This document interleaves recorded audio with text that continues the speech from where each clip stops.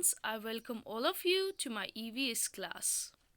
In today's video lesson, our topic is about adaptation in plants and animals, which is on page number 28 to 33 on your EVS textbook. Dear Goenkans, in today's topic, we will first recall what is habitat, we will understand what is adaptation, and we will also learn about plant adaptation and their types in relation to habitat. So kids, let's first recall what is habitat. Well, the natural environment in which an animal or a plant lives is called its habitat. Now let's learn about adaptation. A change in structure, function or behavior by which an individual improves its chance of survival in a specific environment. Adaptation often develops in response to a change in the organism's habitat. So, a change in the features or behavior of an organism that helps it to survive better in its habitat is called adaptation. Now let's learn about plant adaptation. A plant adaptation is a unique feature that a plant has. This allows it to live and grow in its habitat. And once we move these trees from their natural habitat, they will often find it hard to survive and eventually die. Now let's learn about adaptation in plants based on the habitat. Well, some plants and animals change their physical characteristics to adapt to their surroundings.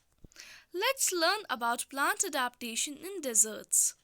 As we know that deserts has a scarcity of water with dry land, thus the plants like the thorny cactus and Joshua tree have small or no leaves and many spines that help them to conserve water.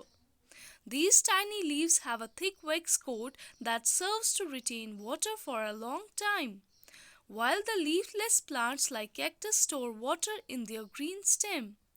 The roots of desert plants are near the soil surface so that they soak up water before it evaporates in the sky. The growth is slow as the plants do not have to make much food. Plants like aloe vera and asparagus have thick leaves to retain water in dry region. Now let's learn about plant adaptation on mountains. Mountains are blessed with trees from small to tall that witness all four distinct seasons and have a harsh cold season.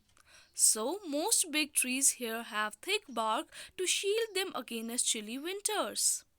Some mountainous trees like poplar have broad leaves that capture a lot of sunlight, but these leaves can weigh down the trees in winter. Thus the trees drop their leaves to minimize the water loss in autumn.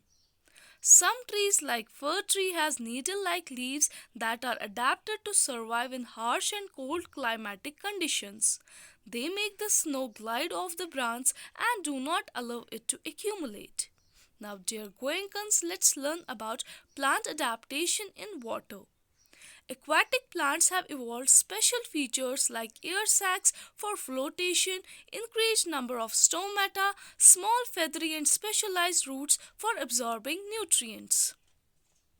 Leaves like that of a lotus plant which float on the surface of water have a waxy surface so that water cannot go through easily.